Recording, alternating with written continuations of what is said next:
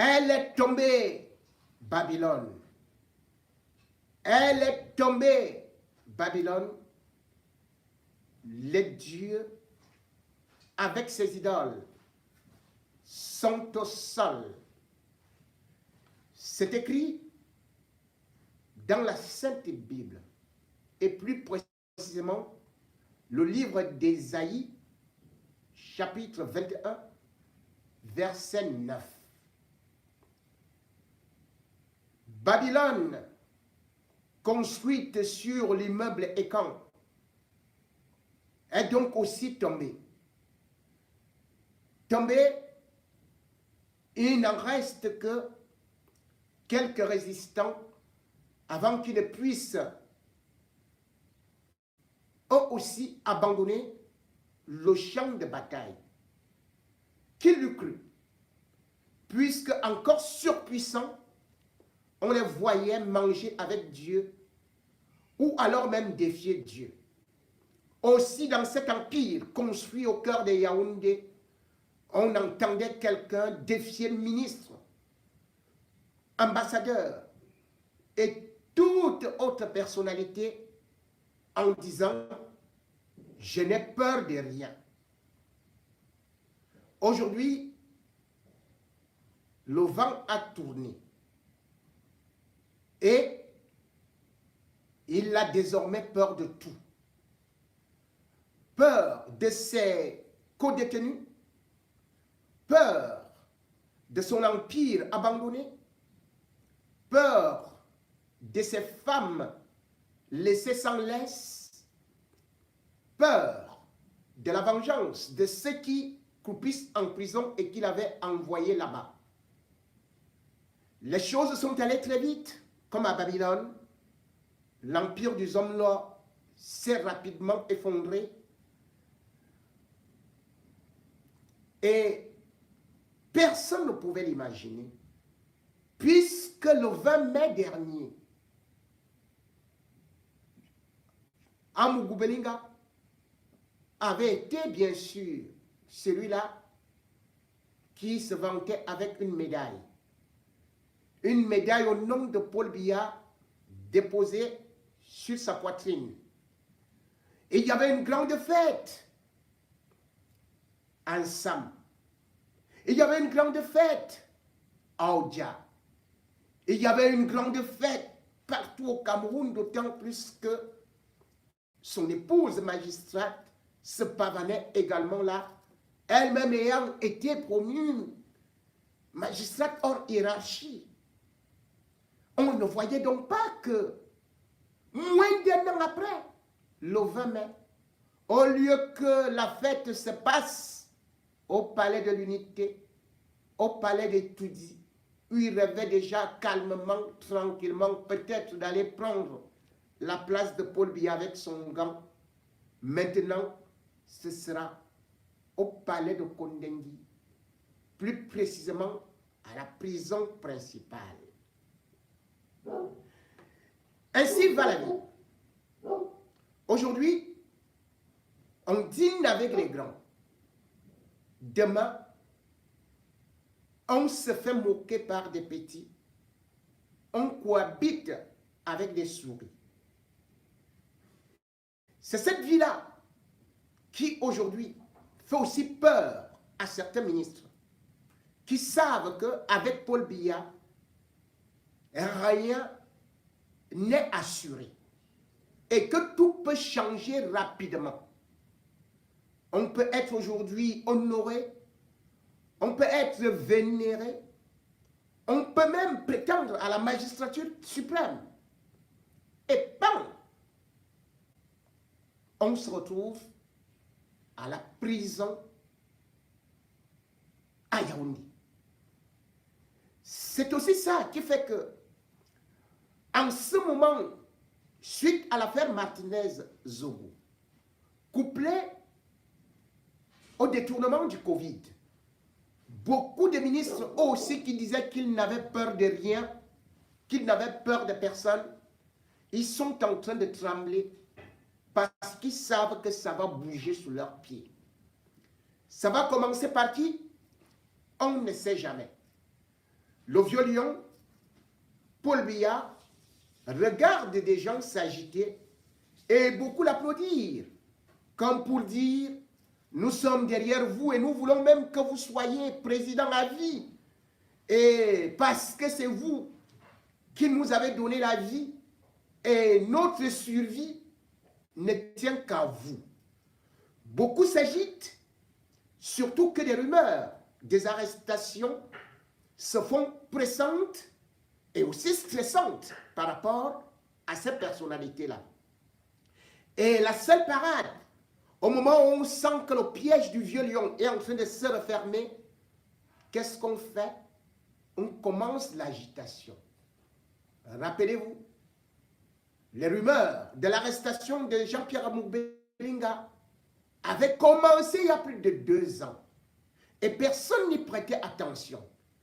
Et en ce moment-là, Jean-Pierre Amour-Bellinga était plutôt sorti pour dire « Merci Paul Biya qui m'a autorisé de voyager pour la République centrafricaine ». Jean-Pierre Amour-Bellinga était justement en train de dire aussi qu'il était en train de construire une bibliothèque pour Biya. Il était en train de dire qu'il était celui-là qui défendait Paul Biya bec et ongle. Il était en train de dire, vous croyez que Paul Biya ne dirige plus ce pays?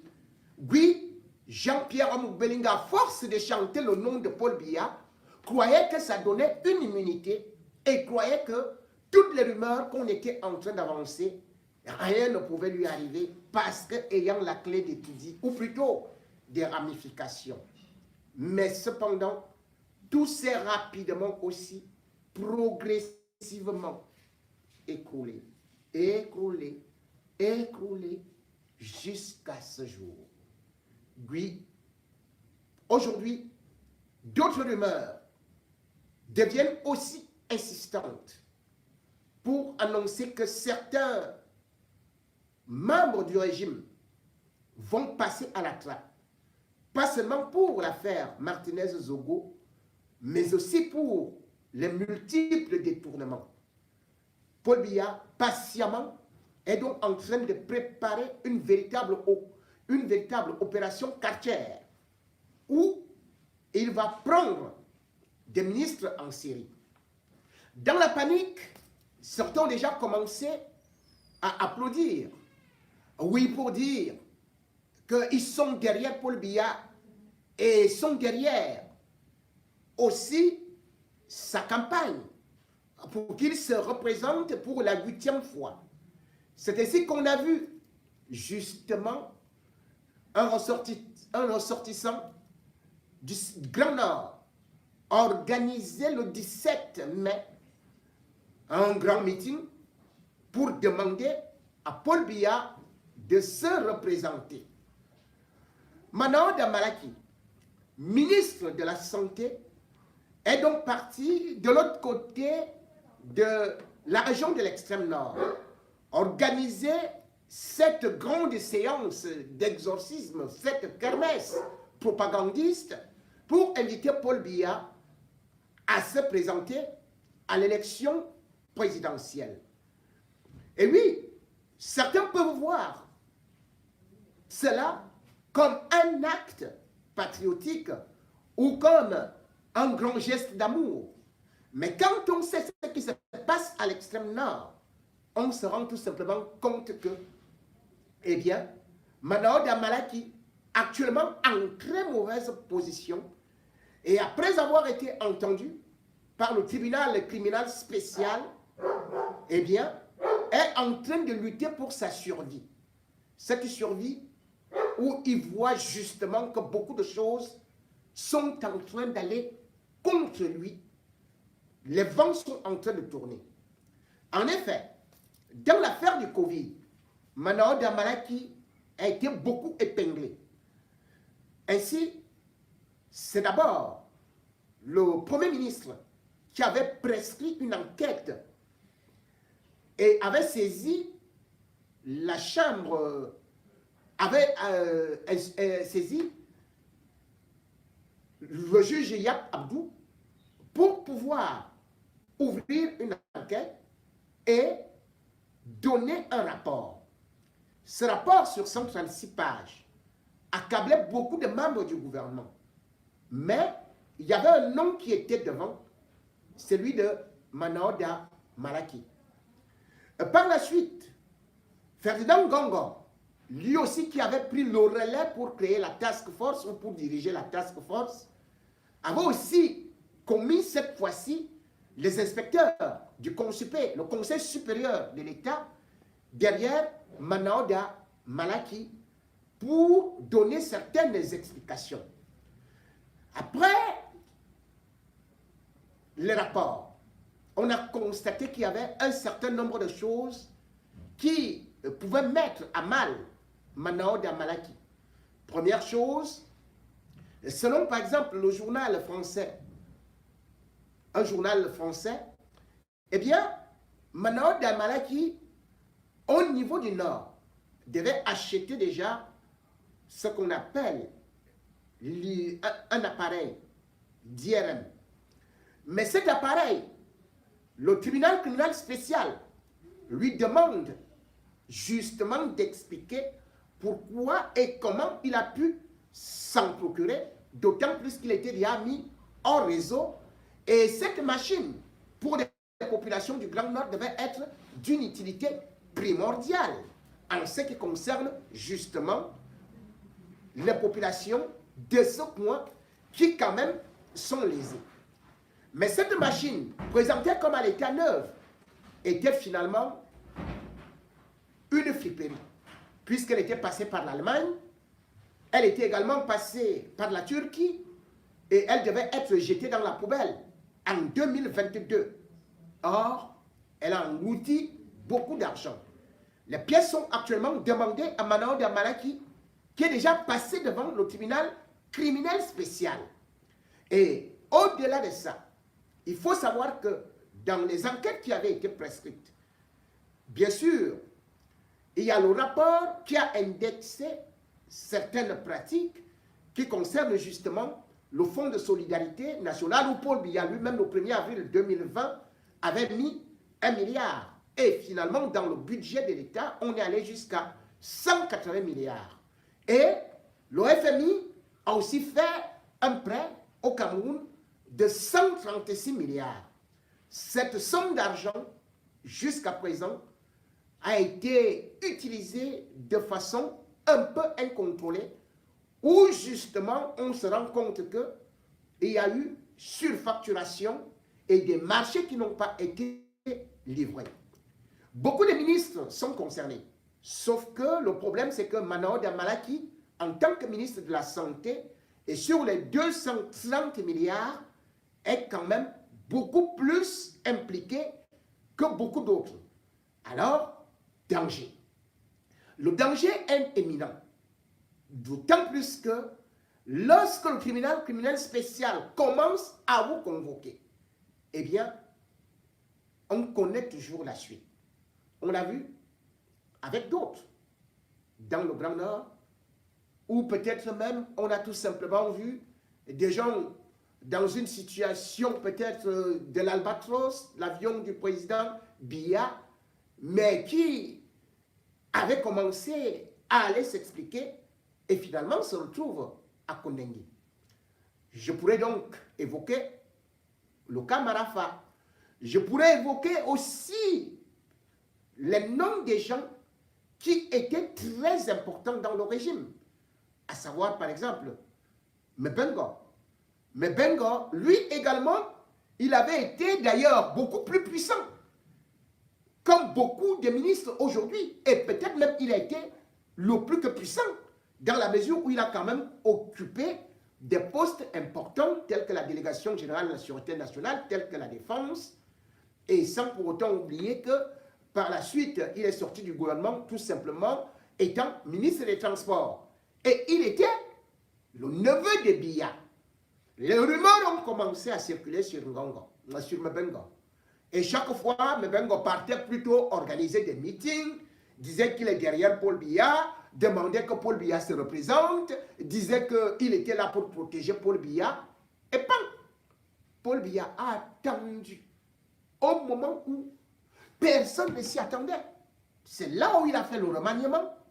Et Mebengo se retrouver hors circuit. Et en 2019, en janvier, interdiction de sortie du territoire. Et le 5 mars, Mbengo était au TCS. Le 6 mars, Mbengo, contre toute attente, alors qu'il avait déjà demandé pardon à Biya, avait écrit 1500 lettres. Eh bien, il s'est retrouvé à la prison de Kondengui, où il est en ce moment.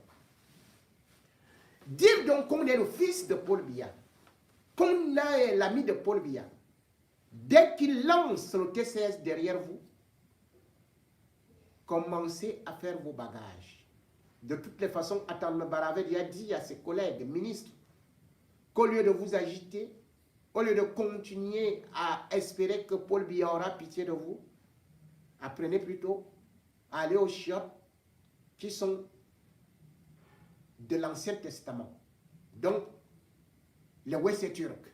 Apprenez à dormir sur un lit d'une place. Apprenez, bien sûr, aussi à ranger vos effets parce que vous allez passer au tribunal pour montrer des pièces. Et surtout, apprenez aussi l'humilité parce que avec Kondengui, il n'y a plus de titres là-bas. Je rappelle cela parce que justement, beaucoup de ministres aujourd'hui vont se lancer comme Manao Damalaki pour demander à Paul Biya de se représenter. Mais ce n'est pas avec ça qu'il va oublier ce qu'il est en train de faire. Il est en train de travailler. Il est en train d'organiser une véritable purge qui ne saurait tarder. Pour l'instant, comme le vieux lion, il laisse d'abord les gens s'agiter. L'appel du Grand Nord, ou plutôt l'appel de Maroua, devrait tout simplement donc démontrer une fois de plus qu'il n'y a plus actuellement quelqu'un qui est dans la sérénité dans son gouvernement. Parce que tout peut arriver à tout moment. Manao Damalaki a donc pris les devants en demandant à Paul Biya d'aller se présenter. Mais en réalité, il ne parle pas pour le Grand Nord, il ne parle pas pour Maroua. Car Maroua, ou plutôt l'extrême nord, c'est la région la plus pauvre du Cameroun. C'est la région qui a tout consacré pour Paul Biya. C'est la région qui a souvent voté Paul Biya à 100%, mais, ou à 80%, pour ne pas exagérer. Mais qu'est-ce que la Damawa a reçu? Région enclavée. On se souvient encore du gouverneur qui partait à l'installation du préfet du Lokone-Chari et qui était obligé de descendre dans le marécage pour traverser. Parce qu'à cet endroit-là, il n'y avait plus de route. Cette région est enclavée par une route qui est baptisée la nationale numéro 1, mais qui engloutit de l'argent. On n'a jamais vu où est-ce que il y a eu un progrès. Pas d'eau, pas d'électricité, l'analphabétisme est grandissant, la pauvreté est au maximum. Lorsqu'on regarde l'extrême nord, maintenant on demande à Paul Biya de se présenter à l'élection présidentielle. On a des larmes. Des larmes parce que non seulement cette région est ravagée par l'insécurité. Regardez tout simplement les statistiques qui sont là-bas. Non seulement Boko Haram s'y est installé, mais avant même Boko Haram, 74,5% de la population de l'extrême nord était déjà au seuil, en dessous du seuil de la pauvreté. Alors que le bilan national, ou plutôt la moyenne nationale, s'élève tout simplement à 34%. Regardez le nombre de déplacés qu'il y a dans l'extrême nord, qui souffrent, qui subissent. Et comme j'ai dit, la route qui devrait justement partir de Douala, passer vers Maroua et tout le reste là pour essayer de désenclaver, aller même jusqu'au Nigeria, eh bien, cette route est dans un piteux état. La Banque mondiale a pourtant donné de l'argent parce qu'on disait que cette route sur 250 km devait être refaite. Et ça, nous étions en début 2018. 70 milliards avaient d'abord été débloqués. Et on nous a dit que ça allait avancer très vite. On a recruté le génie militaire. Où est parti l'argent? Les élites ont détourné, n'ont rien fait. Et ces élites du gouvernement ne sont que dans des détournements. Et pourtant, ils sont là depuis fort longtemps. Qu'ont-ils fait pour des populations de l'extrême nord? Et les Pierre était déjà ministre au temps d'Aïdjo en 1979. Paul Biya est venu le reconduire en 1984. Et les Pierre est resté ministre. Il est passé dans plusieurs départements. Mais qu'a-t-il fait dans ces zones-là? Kabaye Yege Djibril est de ces régions, de cette région-là. Il est au perchoir de l'Assemblée nationale. Mais qu'a-t-il fait pour ces régions-là depuis fort longtemps? Non, rien. Zachary Pérévé, il est au gouvernement, il est au gouvernement en 1994. Il a additionné des ministères et des ministères. Et la seule chose qui partait chanter, c'était voter Paul Biya. Les élites de l'extrême nord n'utilisent donc qu'un seul mot, voter Paul Biya. Ils prennent les leurs comme des moutons. Le bétail lors des élections. Comment comprendre que, par exemple, en 2018, Paul Biya est choisi comme seul endroit pour aller faire campagne, pour aller battre campagne, l'extrême nord? Attendez-moi un instant.